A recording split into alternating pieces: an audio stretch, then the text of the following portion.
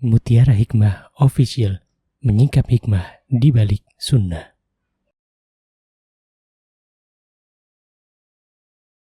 Salurkan donasi terbaik Anda untuk mendukung dakwah Mutiara Hikmah Official.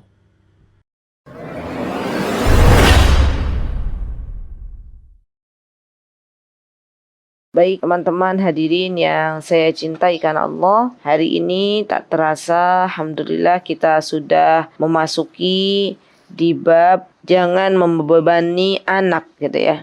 Wala yukallifuhum, dan disebutkan oleh Syekh Mustafa Al-Adawi hafidhahullahu taala ketika beliau memasukkan bab ini dalam kitab beliau. Artinya bab ini sangat penting untuk kita perhatikan, karena kita tahu subhanallah biasanya orang tua itu menginginkan kepada anaknya sesuatu yang baik, dan biasanya mereka kurang menyadari bahwa ternyata mereka terlalu membebani anak-anak mereka di luar kemampuan mereka. Jadi kita lupa bahwa diri anak-anak kita itu sebenarnya masih perlu belajar, masih bertumbuh. Kita lupa melihat mereka itu anak kecil. Terkadang kita menyamakan mereka dengan kita sebagai orang dewasa. Padahal ya subhanallah, ketika kita membebani mereka dengan sesuatu yang tidak sesuai dengan kemampuan mereka, maka ini tidak akan baik untuk pertumbuhan mereka di masa yang akan datang. Subhanallah. Ya, bahkan Allah sendiri ketika Allah jelaskan dalam surah Al-Baqarah ayat 286,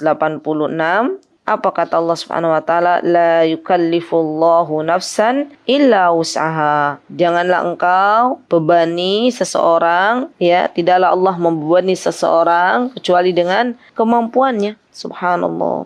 Allahu akbar. Ya. Dan ini Allah saja subhanallah ya tidak membebani kita dengan sesuatu yang tidak kita mampu ya. Tapi terkadang banyak orang tua yang memberikan ekspektasi tertentu pada anak ya. Subhanallah, Allahu akbar. Dan terkadang orang tua itu berharap anak persis menjadi seperti apa yang mereka inginkan ya, subhanallah. Padahal yang namanya memaksa kehendak kita terhadap anak-anak itu adalah sesuatu yang tidak baik ya. Dan anak-anak kita ya subhanallah adalah anak-anak yang memang diberikan kelebihan yang mungkin berbeda dengan kita oleh Allah Subhanahu wa taala. Dan ketika Allah Subhanahu wa taala ya mengingatkan kita dalam surah Al-Baqarah 286 ini, artinya Allah Azza wa Jalla, zat yang telah menciptakan kita, yang maha tahu atas apa yang terbaik untuk kita, itu tidak membebani hambanya di luar batas kemampuannya. Subhanallah. Bagaimana dengan kita ya yang membebani anak-anak kita di luar batas kemampuan mereka? Subhanallah. Allahu akbar. Ya, dan ini menjadi bahan renungan untuk kita ya. Terkadang kasihan anak-anak itu dari pagi mereka sudah masya Allah ya dituntut untuk bersegera ke sekolah ya, sampai mereka pulang sore, mereka juga masih masuk ke bimbingan belajar. Kemudian malamnya dipanggilkan guru privat. Subhanallah. Bukan tidak boleh menuntut ilmu, bukan. Tapi lihat bagaimana rasa yang dimiliki oleh anak-anak kita. Ya. Subhanallah. Dan ini menjadi hal yang perlu kita perhatikan ya akhwat. Baik. Kemudian Rasulullah SAW ya, beliau juga mewanti-wanti kita. Apa kata beliau? Subhanallah. Kata beliau, wala tukallifuhum ma yaghribuhum fa in kalaftumuhum fa'ainuhum. Lihat Rasulullah SAW ketika beliau mengatakan ya, apa kata beliau? Janganlah kalian memberatkan, ini dalam konteks beliau berkata kepada yang membantu beliau ya. Maka kata beliau, janganlah kalian membebani sesuatu yang tidak mampu dipikul oleh orang-orang yang menolong kalian, orang-orang yang membantu kalian. Karena kalau kalian bisa, kata Rasulullah SAW, lihat, fa'in kaliftumum fa'inum. Kalau kalian bisa, justru ringankan bebannya. Subhanallah, ringankan bebannya. Ini saja ya konteksnya untuk apa? Nasnya itu untuk para pembantu. Bagaimana dengan anak-anak kita? Ya, maka ringankan beban anak-anak kita ikut doakan mereka. Kita tanya, adakah yang bisa dibantu nak? Gitu ya, Masya Allah. Dan ini adalah akhlak yang mulia yang harus kita miliki sebagai orang tua. Terkadang kita senantiasa sibuk sampai kita lupa bahwa ada hal-hal yang memang anak kita seharusnya mendapatkan bantuan dari kita, tapi kita terlalu acuh gitu loh. Subhanallah. Baik, kemudian apa kata Rasulullah SAW di sini? Allahumma, ya Allah, man wali min amri ummati syai'an fashaqqa alaihim fashquq alaihi. Ya, beliau mengatakan, ya Allah, siapa saja yang mengurusi umatku lalu menyusahkan mereka, maka susahkanlah ia. Ya, naudzubillah summa naudzubillah. Jadi kita dalam hidup ya, jangan sampai memiliki mindset ya menyusahkan orang lain. Karena kalau kita menyusahkan orang lain, maka Allah akan menyusahkan kita. Ya. Kalau bisa itu diringankan, kalau bisa itu dipermudah. Ya. Jangan sampai mindset ya orang-orang yang sudah pernah ada itu kadang misalnya yang sudah pernah kita temui ya, le iso sesuk yo ngapain hari ini gitu. Kalau bisa besok kenapa harus hari ini? Kalau bisa berat kenapa harus ringan? Itu harus dirubah. Jadi kalau bisa ya diperingan, dipermudah. Dan ini juga berlaku bukan hanya untuk para orang-orang yang ada di luar sana, tapi juga kita sebagai orang tua. Kalau bisa dipermudah, kenapa kita harus memperberat? Kalau bisa hari ini, kenapa harus besok gitu loh. Jadi ini sesuatu yang memang harus kita perhatikan. Wa man wali min amri ummati syai'an farfaqo bihim farfuq bih, kata Rasulullah SAW. Dan siapa yang mengurusi umatku, ya siapapun pemimpin yang mengurusi umatnya, bawahannya, maka kemudian dia senantiasa mempermudah urusan orang lain, maka kata Rasulullah SAW, mudahkanlah ia. Subhanallah. Dan sesungguhnya apa yang kita lakukan kepada orang lain itu berdampak kembali kepada diri kita masing-masing. Ya, jadi ini mulai kita perbaiki mindset kita ya akhwat, bahwa kalau kita bisa mempermudah orang lain maka permudahlah. Niscaya Allah Subhanahu wa taala akan mempermudah semua urusan kita. Begitu pula sebaliknya, ketika seseorang memiliki mindset ya ingin menyusahkan orang lain, subhanallah, maka sesungguhnya akan kembali kepada dirinya. Allah Azza wa Jalla akan menyusahkan di dalam kehidupannya. Dan tidak ada satupun dari kita yang ingin dipersulit kehidupannya oleh Allah Subhanahu wa taala. Kita berdoa kepada Allah, Allahumma yassir amri, ya Allah permudahlah urusanku. Kita senantiasa begitu kan ya akhwat ya, berdoa kepada Allah, meminta kepada Allah, ya Allah permudah urusanku. Kalau kita pengen dipermudah urusan kita oleh Allah Subhanahu wa taala, maka diantara jalannya adalah permudah urusan orang lain, termasuk permudah urusan anak-anak kita. Maka niscaya Allah Subhanahu wa taala akan memudahkan semua urusan kita. Ya subhanallah. Ya bagi para guru, jikalau kita ada kesempatan untuk memudahkan anak-anak didik kita baik dengan bahasa yang kita sampaikan atau soal-soal yang kita berikan, maka mudahkanlah. Ya, karena sesungguhnya mempersulit keadaan itu tidak ada gunanya, dan ini adalah sifat yang harus kita miliki. Baik. Kemudian di sini dikatakan waqad urida Ibnu Umar radhiyallahu anhu, yaitu Abdullah bin Umar, beliau telah meminta kepada Rasulullah SAW lil jihad, untuk pergi berjihad. Kapan itu? Pada waktu perang Uhud. Faraddahu Nabi sallallahu alaihi wasallam. Maka Rasulullah SAW menolak Ibnu Umar untuk ikut dalam peperangan Uhud. Kenapa? Karena waktu itu usianya Ibnu Umar masih kecil. Ya, maka beliau belum memperbolehkan Ibnu Umar untuk ikut dalam peperangan Uhud. Ya, subhanallah ya akhwat. Jadi Abdullah bin Umar ini dididik luar biasa oleh ayahnya. Sampai-sampai ketika ada panggilan jihad atas pertolongan dari Allah, kesadaran dirinya, Ibnu Umar ingin ikut. Kenapa ya akhwat? Kok sampai subhanallah luar biasanya ya. Ibnu Umar ini masih kecil tapi sudah tersentuh hatinya untuk ikut berjihad. Karena memang dididik oleh orang tuanya sedemikian luar biasa. Dan mereka itu Masya Allah ya, anak-anaknya para sahabat melihat bagaimana ayah mereka berkata, bagaimana ayah mereka berbuat ya. Dan seharusnya subhanallah kitalah yang menjadi teladan bagi anak-anak kita ya subhanallah. Di sini pun demikian, saya melihat anak-anak ya.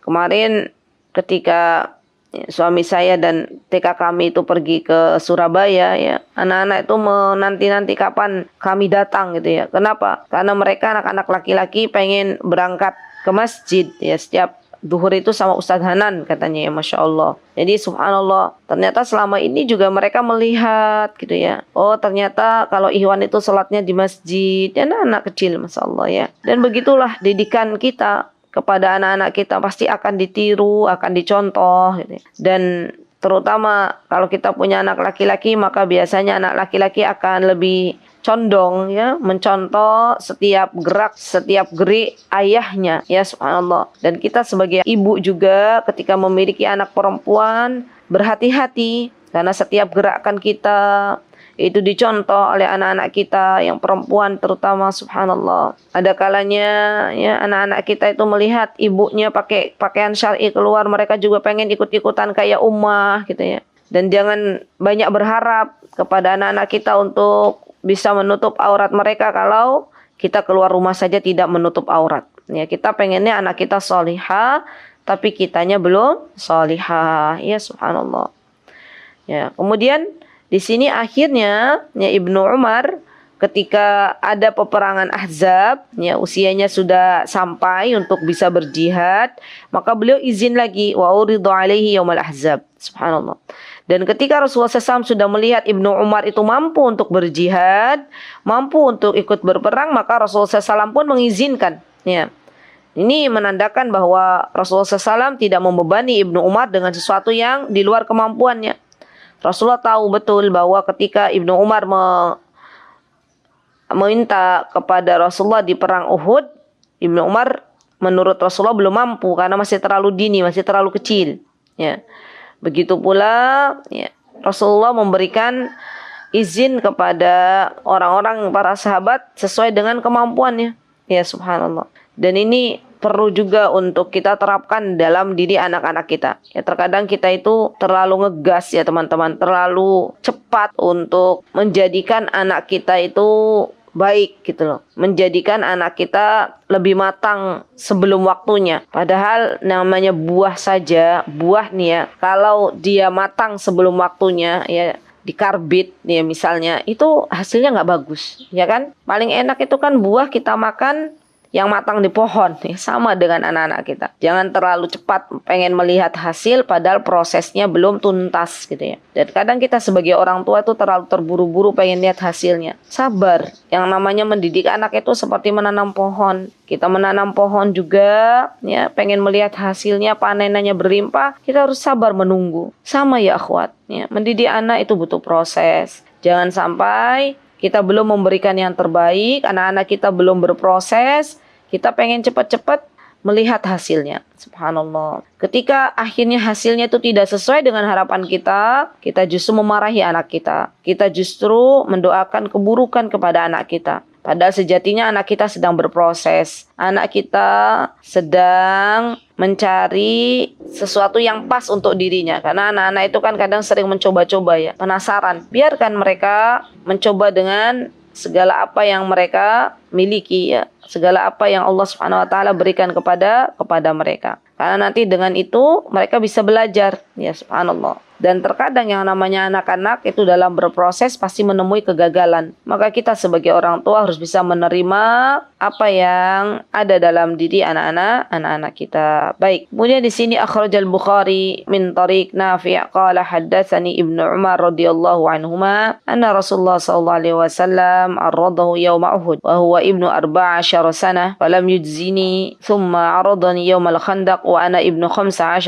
fajazani. Sama ini hampir sama. Jadi kisah Ibnu Umar bahwa beliau meminta izin kepada Rasulullah SAW di peperangan Uhud, tapi Rasulullah SAW belum mengizinkan. Kemudian beliau meminta izin kembali di peperangan Khandaq. Yaumul Khandaq itu maksudnya hari Khandaq itu sama dengan peperangan Ahzab ya. Sama saja Ahzab itu artinya Khandaq ya akhwat, parit ya. Maka kemudian Rasulullah SAW melihat Abdullah bin Umar sudah cukup usianya, beliau pun mengizinkan. Masya Allah ya akhwat ya. Jadi semangatnya anak-anak para sahabat dalam berperang itu karena mereka melihat pada diri ayahanda mereka semangat untuk berperang di jalan Allah Subhanahu wa taala. Apalagi Ibnu Umar ini memang spesial ya, dididik oleh Umar dari kecil duduk di majlisnya Rasulullah SAW. Ya Masya Allah, Allahu Akbar. Dan Ibnu Umar ini subhanallah ya, hampir sama ya sifatnya dengan Umar. Karena buah tidak jatuh jauh dari pohonnya, Masya Allah. Baik. Waja'a ba'da sighar ila Rasulullah SAW limubaya'atihi fa'aban Nabi SAW an yubaya'u. Begitu pula ada sebuah peristiwa di mana anak-anak waktu itu ingin berbaiat kepada Rasulullah SAW, datang kepada Rasulullah SAW, ya berbondong-bondong anak-anak kecil gitu ya. Maka Rasulullah SAW pun tidak mengizinkan. Ya subhanallah. Kenapa Rasulullah SAW fa'aba tidak mengizinkan mereka untuk berbaiat? Karena mereka belum waktunya untuk berbaiat. Ya subhanallah. Dan ini loh teman-teman yang ingin saya bagi ke teman-teman. Kalau kita itu membebani anak-anak kita dengan sebuah urusan, dengan sebuah perintah, maka seharusnya kita jelaskan dulu ke anak-anak keutamaannya gitu loh. Jadi jangan sampai kita,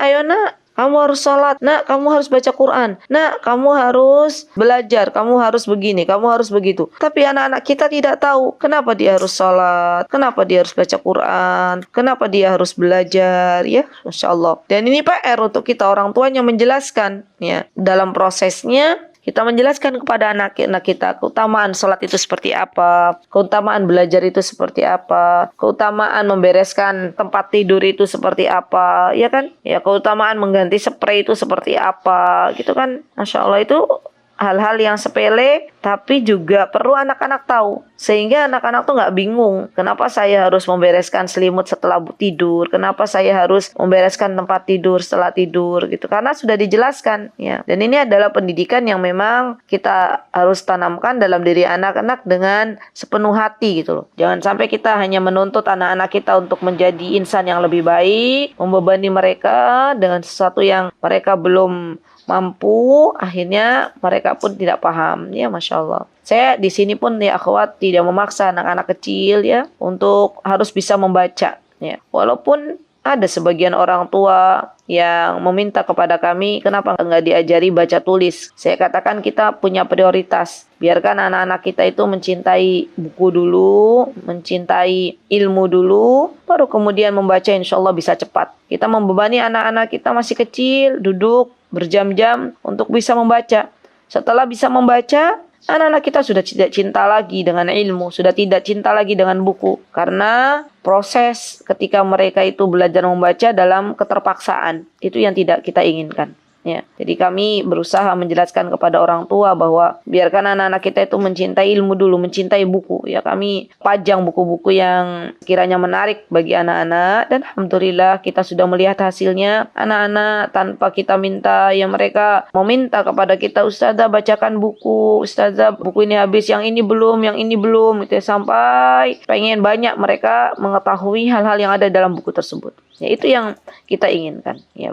Baik, kemudian di sini ya akhwat ya disebutkan bahwa akhrajan Nasa'i bi isnadin hasan min hadis Al-Harmas bin Ziyad qala madattu yadi lan Nabi sallallahu alaihi wasallam wa ana ghulam liyubayyani falam yubayyani. Ya, jadi ini juga sama kisahnya bahwa diriwayatkan oleh Nasa'i bahwa Al-Harmas bin Ziyad dia berkata, ya, saya menyodorkan tangan saya kepada Rasulullah SAW untuk dibaiat, tapi Rasulullah SAW belum mau membaiatku karena usianya masih terlalu kecil. Masya Allah ya. Wa indal Bukhari min hadis Abdullah ibn Hisham Wakana qad adraka Nabi SAW wa dabtu bi Ummu Zainab ibnatu Humaid ila Rasulullah SAW. Kemudian di sini dikatakan bahwa dari Abdullah bin Hisham dia pernah bertemu Nabi SAW, yang mana dia pergi bersama ibunya Zainab binti Humaid ya ke tempat Rasulullah SAW. Kemudian setelah itu dia berkata, ibunya berkata, faqalat ya Rasulullah bay'ahu. Faqala Nabi SAW huwa saghir. Ya, dia datang kepada Rasulullah SAW, ibunya ini meminta anaknya untuk dibaiat di hadapan Rasulullah SAW. Tapi Rasulullah SAW mengatakan dia masih kecil, ya belum waktunya untuk dibaiat. Dan ini menunjukkan bahwa ternyata Rasulullah SAW adalah sosok teladan bagi kita semuanya. Beliau tidak mau membebani anak-anak kecil di luar kemampuan mereka. Ya, jadi ada step by stepnya dalam mendidik anak-anak. Nggak semuanya kita itu anak-anak harus bisa semua. Ya, saya melihat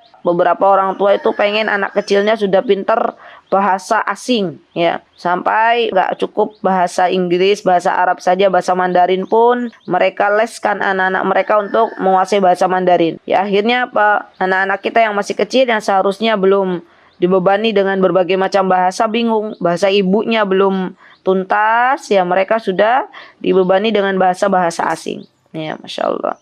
Jadi ini kita menjadi PR untuk kita semua ya akhwat. Jangan sampai kita menginginkan semua apa yang ada di bumi ini, ada di dunia ini anak kita bisa, ya. Karena pasti Allah pun sudah memberikan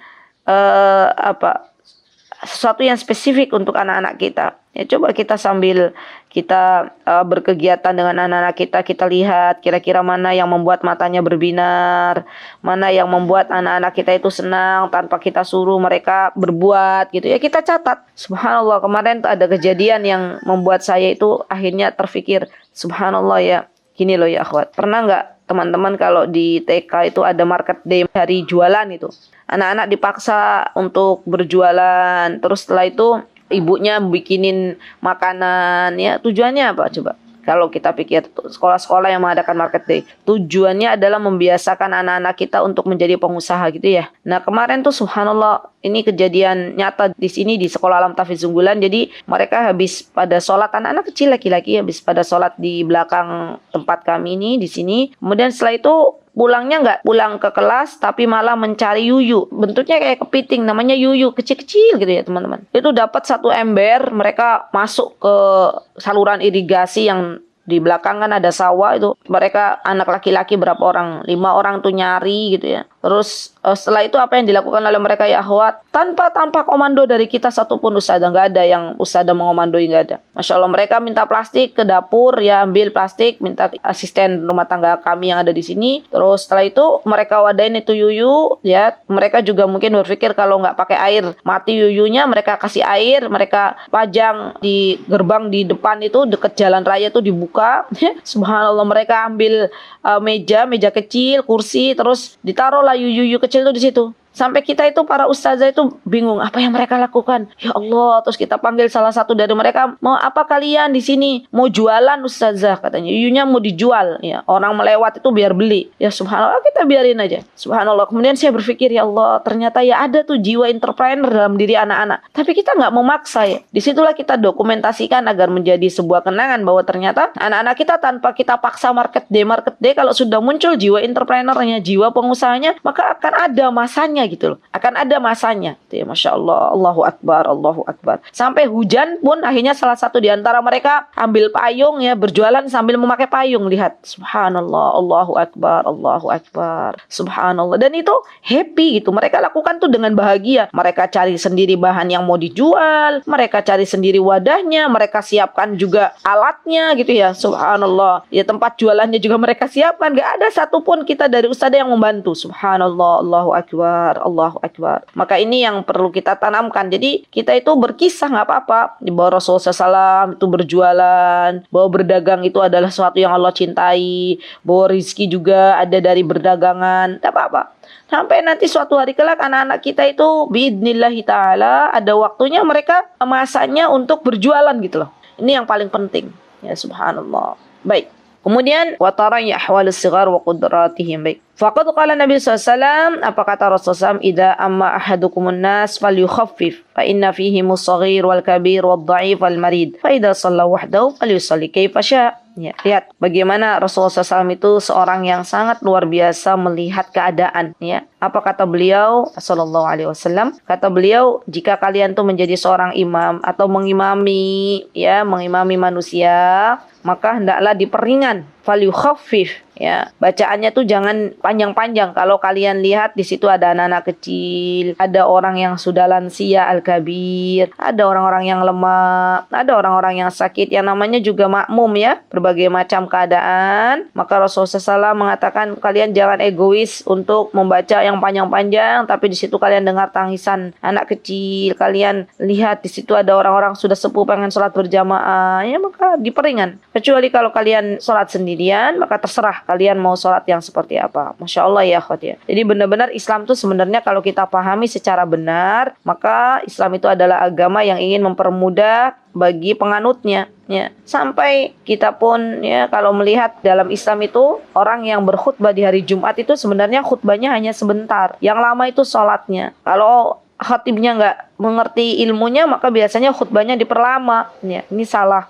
Ya, kebalik-balik ya, dalam ilmunya, dalam apa yang kita ketahui dari Rasulullah SAW, bahwa yang namanya berkhutbah itu sebentar saja, kita cari intisarinya, kemudian yang diperlama adalah salatnya. Wallahu ta'ala alam, artinya berarti kita harus melihat keadaan juga ya. Kalau memang yang kita lihat keadaannya masih ada anak-anak, maka diperingan, itu lebih baik ya. Baik, kemudian setelah itu ya, subhanallah, di sini pentingnya untuk takhfiful adab. Apa itu? Meringankan hukuman ya, meringankan hukuman. Jadi yang namanya anak-anak ya akhwat tadi ya, itu ketika kita mendidik anak-anak itu seperti kita mengejar layangan ya, kadang kita ulur, kadang kita tarik. Tadi kan tidak membebani anak-anak kita dengan sebuah beban, itu artinya kita sedang mengulur ya. Kemudian meringankan hukuman, artinya dalam mendidik juga ada hukuman yang harus kita terapkan. Tapi jangan hukuman yang memberatkan anak-anak kita. Ya, hukuman yang memperingan, artinya kita sedang menarik. Gitu ya. Jadi subhanallah, dua-duanya harus seimbang. Karena kalau kita terlalu mengulur, terlalu memanjakan anak-anak kita,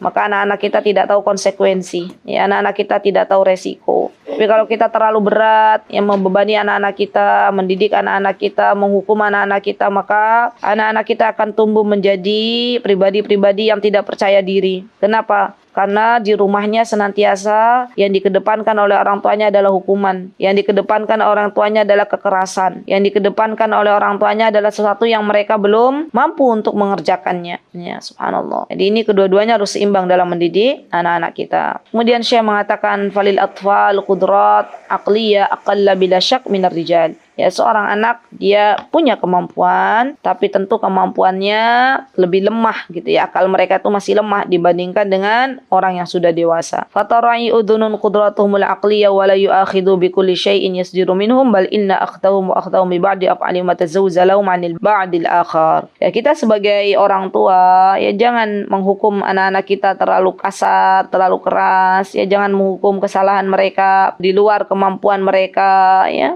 Karena memang subhanallah ya, kita pun harus melihat keadaan ya akhwat ya. Dan subhanallah, menghukum anak-anak kita itu dalam niat mendidik, bukan membalas dendam atas apa yang sudah mereka lakukan. Karena ini beda banget nanti penerimaan pada diri anak-anak. Dan ini juga harus kita pelajari lebih dalam ya. Boleh anak-anak kita dihukum misalnya ya, karena kamu melanggar ini nak, kesepakatan yang sudah kita sepakati, maka usianya 6 tahun, maka sekarang yuk di dalam kamar dulu 6 menit saja gitu ya. Atau misalnya karena kamu kemarin melanggar sebuah peraturan, sebuah kesepakatan yang sudah kita sepakati bersama, maka sekarang itu adalah sebuah kesalahan. Misalnya tidak sholat, misal. Maka Rasulullah SAW mengajarkan apa? Dipukul. Ya, tapi dipukul dengan pukulan yang tidak berbekas gitu ya. Atau misalnya anak-anak kita harusnya ngaji tapi nggak ngaji, ya kita katakan ayo sekarang mulai baca Al-Quran ya, baca Al-Quran diperbanyak. Kalau biasanya baca Al-Qurannya 1 baris, 2 baris, 3 baris ya, dan itu yang membuat anak-anak kita semakin semangat berbuat amal solih. Jadi kalau Islam aja mengajarkan kepada kita, kalau kita berbuat kesalahan maka segeralah tutup dengan kebaikan. Begitu pula pada diri anak-anak kita. Kalau anak-anak kita berbuat kesalahan, maka kita sebagai orang tuanya memotivasi mereka untuk bersegera berbuat kebaikan gitu loh, menutupi kesalahan tersebut dengan kebaikan. Dan ini membuat anak-anak kita akhirnya tahu, oh setiap kali berbuat kesalahan, melanggar sebuah peraturan, berarti saya harus bersegera untuk berbuat amal solih. Dan ini adalah hukuman yang mendidik. Baik, faqad wasafal atfal ma'al nisa bi annahum sufaha ya, wa dzalika fil jumlati kama qala dzalika jumhurul mufassirin fi tafsir qoulillahi ta'ala wa la tutus sufaha amwalakum allati ja'alakumullahu lakum qiyaman warzuquhum fiha waqsuhum wa qulu lahum qawlan ma'rufa. Jadi di sini bahwa wanita-wanita, anak-anak itu para ulama ya memberikan sifat kepada anak-anak dan wanita itu sebagai orang-orang yang sufaha, orang-orang yang akalnya kurang ya. Dan mereka itu menjelaskan dalam firman Allah Subhanahu wa taala surah An-Nisa ayat 5, apa kata Allah Subhanahu wa taala, janganlah engkau memberikan hartamu kepada anak-anak kecil ya, kepada sufaha, orang-orang yang akalnya masih kurang gitu ya. Anak-anak kecil belum tahu berpikir bagaimana membelanjakan harta ini ya, maka kita pun tidak boleh memberikan harta terlalu banyak kepada anak-anak di luar kemampuan mereka Ya, subhanallah. Wa qad dzakarat fi kitabihi fiqhut ta'amul bainaz zawjain fi kitabi fiqhuz ta'amul bainaz zawjain. Nah, ini masyaallah ada buku bagus. Faqad dzakartu. Ya, faqad dzakartu fi kitabi. Ini Syekh yang berkata. Faqad dzakartu fi kitabi, kata Syekh, saya telah menyebutkan di dalam kitab saya. Berarti Syekh punya kitab yang namanya adalah Fiqhut Ta'amul Ma'az Bainaz Zawjain. Oh, bagus banget ini. Catat teman-teman. Artinya apa sih Fiqhut Ta'amul Bainaz Zawjain? Ya, Masya Allah. Ini adalah artinya bagaimana ya perlakuan suami istri. Ya, bagaimana fikih antara suami istri gitu loh. Belajar lagi bagaimana seharusnya suami istri itu mereka melihat kewajiban-kewajiban mereka ya. Dan sepertinya sudah ada terjemahan bahasa Indonesianya belum ya? Coba dicari. Kitab Fiqih Ta'amul Bainaz Zawjain ya. Bagaimana bermuamalah antara suami istri. Ya, karya Syekh Mustafa Al-Adawi. Kalau ada, teman-teman beli. Kalau sudah ada bahasa Indonesianya, teman-teman beli, baca bareng-bareng sama suami. Ini bagus banget. Ya, Masya Allah. Jadi satu paket gitu ya. Beli ini, nanti kalau punya anak, beli lagi yang Tarbiyatul Abna, karangan Syekh Mustafa Al-Adawi. Ya. Qala Allah Ta'ala, wa id asarran nabiyyu ila ba'di azwajihi haditha. Walamma nabba'at bihi wa adharahu Allah alaihi arrafa ba'dahu wa a'radu an ba'd. Ya. Di sini subhanallah disebutkan ya teman-teman, Rasulullah SAW merahasiakan sesuatu kepada istrinya ya, tapi ternyata di sini istrinya memberitahukan rahasia tersebut kepada madunya. Ya, ini kisah ini ya, kisah dalam surat Tahrim itu kisah di mana waktu itu Rasulullah SAW membawa Maria Al-Qibtiyah. Masih ingat enggak teman-teman? Coba baca lagi tafsir surat At-Tahrim. Kemudian Rasulullah SAW ketika membawa Maria Al-Qibtiyah ketahuan oleh istri lainnya. Rasulullah sudah mewanti-wanti, tolong jangan bilang ke istri-istri yang lain ya. Tapi ternyata namanya perempuan ya, namanya wanita ya, dia berbicara kepada kawannya ya, pada madunya ya, dan terjadilah sesuatu yang tidak diinginkan. Ya, falamma nabbat bihi wa adharallahu alaihi arafa ba'dahu wa arada an ba'd. Kemudian Allah Subhanahu wa taala memberitahukan kepada Rasulullah SAW bahwa hal ini telah dilakukan oleh para istrimu ya. Akhirnya mereka pun membuat kesalahan ya, subhanallah, dan adanya hukuman ya, subhanallah. Rasulullah mendiamkan mereka tapi tidak menceraikan ya, Masya Allah. Wa baniyahun annal mar'ata idza akhtat fi ashratin masail masalan faltu akhid fi khamsati mina aw sita aw aqal aw aksar wal tatruk muakhidatiha fi ma baqi. Jadi kalau ada, ini khitabnya untuk para laki-laki ya, ditunjukkan untuk para kaum bapak. Kalau istri kalian itu berbuat kesalahan 10, maka hukum yang 6, hukum yang 5, dan biarkan yang lain. Sama, anak-anak kita pun demikian. Kalau anak-anak kita punya kesalahan yang banyak, maka jangan setiap kesalahan dihukum. Ya, ambil sebagian dan maafkan sebagian yang lainnya. Ya, kenapa kita harus mengambil sebagian kesalahan mereka untuk berikan hukuman kepada mereka untuk mendidik? Jadi hukuman itu sifatnya mendidik ya akhwat. Ya, agar mereka tahu bahwa ini adalah salah, tidak mengulangi kembali kesalahan yang ada. Atau kadang saya kalau berbicara di sini nih ya akhwat, ya ada di sini insyaallah anak laki-laki yang luar biasa, masya Allah. Dia berbuat salah kepada kawannya, atau dia sudah sepakati, anakku misalnya ya, saya berkata kepada anaknya orang lain juga dengan anakku, kita janji ya nggak berbuat lagi nanti ya, besok ya. Kalau berbuat lagi hukumannya apa? Kadang saya suruh menyerahkan itu kepada anak-anaknya. Terus ada anak laki-laki ya usianya sekitar 6 tahun, dia bilang, Ustazah Azizah, dia paham ketika saya ngajak kontak. Jadi kalau saya berbicara sama anak-anak di sini, saya dudukkan, saya pandang wajah dia dan dia juga pandang wajah saya. Saya bilang begini, tadi kenapa melanggar? Ayo, kan kita sudah sepakat. Nanti kalau melanggar, sekarang ini ya, Ustazah Aziza berikan peringatan. Nanti kalau misalnya melanggar lagi, hukumannya apa mas? Ada di antara mereka yang bilang, push up Ustazah gitu ya. Push up. Kamu suka push up ya? Iya, aku suka push up katanya gitu. Mau berapa kali push upnya? 100. Wah, Masya Allah, kebanyakan itu 100 nak gitu ya. Terus namanya anak-anak ya. Ya udah, berapa maunya? Berapa usianya? 6 tahun, 6 kali aja ya push upnya. Iya. Dan bukan saya yang menentukan, mereka sendiri. Jadi mereka ketika menjalani hukuman itu juga tidak berat gitu loh, Masya Allah. Dan yang paling ingin saya berikan penjelasan di sini bahwa kalau kalian melanggar ada hukuman gitu loh. Ada konsekuensi yang harus diterima. Itu saja yang ingin saya jelaskan kepada mereka. Baik. Kemudian di sini disebutkan ya Masya Allah, wa aidan fal atfal fi hadzal bab. Ini sudah saya sebutkan tadi. Wa akhrajal Bukhari wa Muslim min hadis Anas radhiyallahu anhu qala khadamtu Rasulullah sallallahu alaihi wasallam 10 sinin. Wallahi ma qala li afatu qat wa la qala li syai'in lam fa'altu kada wa halla fa'altu kada. Subhanallah. Anas bin Malik yang disebut di sini Anas itu adalah Anas bin Malik. Kita tahu beliau adalah putranya Ummu Sulaim, di mana Ummu Sulaim ingin mendidik Anas ya dengan dititipkan kepada Rasulullah sallallahu alaihi wasallam. Dan kenapa demikian? Karena kita tahu Ummu Sulaim itu adalah seorang yang luar biasa, ibu yang sangat cinta dengan anaknya, istri yang sangat cinta dengan suaminya. Ummu Sulaim ingin memberikan yang terbaik untuk keduanya, ya baik itu untuk suaminya ataupun untuk anaknya. Maka tidak ada jalan lain kecuali Ummu Sulaim mendidik Anas, langsung dititipkan kepada Rasulullah SAW. Dan Anas berkata, selama saya di rumah Rasulullah selama 10 tahun, Rasulullah tidak membebani apapun di luar kemampuan Anas. Jadi Rasulullah tuh nggak bilang, Anas kamu harus begini, harus begitu, enggak. Rasulullah biarkan. Ya, di saat tahu ya, kita pernah ingat enggak, Anas waktu itu diperintahkan oleh Rasulullah SAW untuk pergi ke sebuah tempat. Anas tolong pergi ya. Namanya Anas masih kecil ya waktu itu ya. Lihat anak-anaknya bermain, teman-teman sebayanya ya, maka dia bermain. Rasulullah cari Anas mana, Anas kok nggak datang ya. Tapi Rasulullah nggak marah waktu itu, tepuk pundaknya Anas, baru diingatkan lagi, Nas sudah pergi belum ke tempat yang tadi saya perintahkan? Kata Anas belum. Maka Anas pun dengan kesadarannya akhirnya pergi, malu ya, Masya Allah.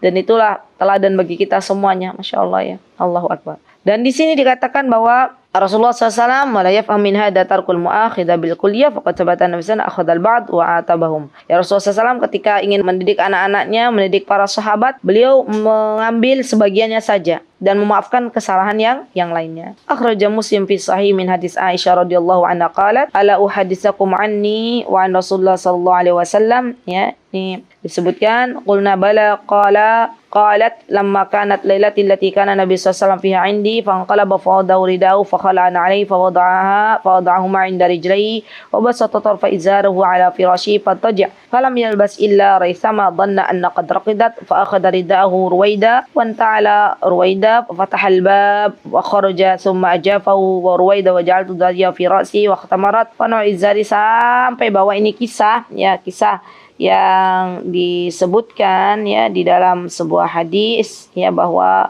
subhanallah ternyata ya Masya Allah, saya sebutkan hadisnya ya akhwat ya, nanti kalau saya baca semua hadisnya tidak cukup waktunya.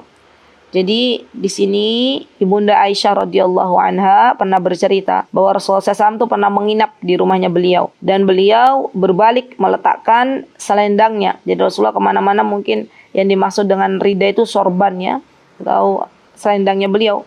Kemudian beliau ketika menginap di rumahnya Ibunda Aisyah, beliau melepaskan sandal ya, meletakkan di sisi kaki beliau, kemudian membentangkan ujung sarungnya di atas tempat tidur, dan Rasulullah tidur. Tidak lama kemudian beliau mengambil selendangnya pelan-pelan, yang memakai sandalnya, membuka pintu lalu keluar dan menutupnya dengan pelan. Dan apa kata Ibunda Aisyah? Aku tutup muka dengan kain lalu memakai sarung. Ya, setelah itu aku ikuti jejak beliau. Subhanallah. Jadi beliau, Aisyah, penasaran kemana Rasulullah SAW pergi. Ternyata Rasulullah SAW pergi untuk mengunjungi ahli kubur yang ada di pekuburan Baqi. Ya. Dan Rasulullah SAW berdiri lama di Baqi. Ya, kalau ingat Baqi, kita berharap kepada Allah semoga yang hadir di sini semuanya Allah mudahkan untuk dikubur di pekuburan Baqi. Ya, sebaik-baik kematian adalah wafat di kota Nabi. Ya, subhanallah. Dan pekuburan Baqi ini ada di samping Masjidil Nabawi. Ya, subhanallah. Semoga Allah berikan kepada kita kesempatan untuk meninggal di kota Madinah ya akhwat, ya, dan dikubur di pekuburan Baqi. Amin, Allahumma amin. Kemudian setelah itu ya Rasulullah berdiri lama di pekuburan Baqi. Kemudian beliau mengangkat tangannya 3 kali yang mendoakan para ahli kubur. Ya, subhanallah. Kemudian beliau pulang. Maka Aisyah pun mengikuti beliau dengan pelan-pelan. Aisyah mendahului Rasulullah SAW ke dalam rumah ya, dan berpura-pura tidur. Maka Rasulullah bertanya, ya, ada apa denganmu wahai Aisyah? Ya. Kemudian beliau mengatakan tidak apa-apa. Ya. Dan Rasulullah sudah diberitahukan dulu oleh Allah Subhanahu Wa Taala. Maka Rasulullah mengatakan, kabarkan ada apa? Ya, subhanallah. Akhirnya ya Aisyah pun mengaku bahwa beliau telah membuntuti Rasulullah SAW, ya subhanallah. Dan inilah hal yang seharusnya tidak diperbolehkan. Ya, kemudian Rasulullah sedikit ya mendorong dadanya Ibunda Aisyah, maksudnya. Jadi sebagai bentuk bahwa ini adalah perbuatan yang tidak diperkenankan ya, seorang istri memata-matai suaminya, Masya Allah ya. Dan ini bentuk Rasulullah SAW memberikan pengajaran kepada istri beliau yaitu Aisyah radhiyallahu anha. Ya, semoga Allah Subhanahu wa taala meridhai Ibunda Aisyah radhiyallahu anha, dan semoga kita juga bisa menjadi seperti Bunda Aisyah radhiyallahu anha dan istri Rasulullah yang lain, karena setiap istrinya Rasulullah itu punya kelebihan masing-masing ya, Masya Allah. Dan semoga Allah Subhanahu wa taala kelak mempertemukan kita semuanya dengan istri-istri Rasulullah SAW. Amin, Allahumma amin. Jadi ya akhwat, alhamdulillah kita sudah selesai dalam pembahasan ini nih ya, yang panjang. Jazakumullahu khairan ya akhwat untuk kehadirannya. Semoga Allah Subhanahu wa taala menjadikan kita orang tua yang tidak membebani terlalu berat kepada anak-anak kita, dan ketika anak-anak kita berbuat kesalahan maka kita maafkan. Jikalau harus memberikan hukuman, maka berikanlah sebagai pelajaran yang bisa diambil oleh anak-anak kita, dan semoga Allah Subhanahu wa taala mengampuni segala dosa-dosa kita terhadap anak-anak kita. Amin, Allahumma amin. Barakallahu fikunna jami'an. Aqulu qouli hadza wa astaghfirullah li wa lakum wa akhiru da'wana alhamdulillahi rabbil alamin. Assalamualaikum warahmatullahi wabarakatuh. Mutiara Hikmah Official, menyingkap hikmah di balik sunnah.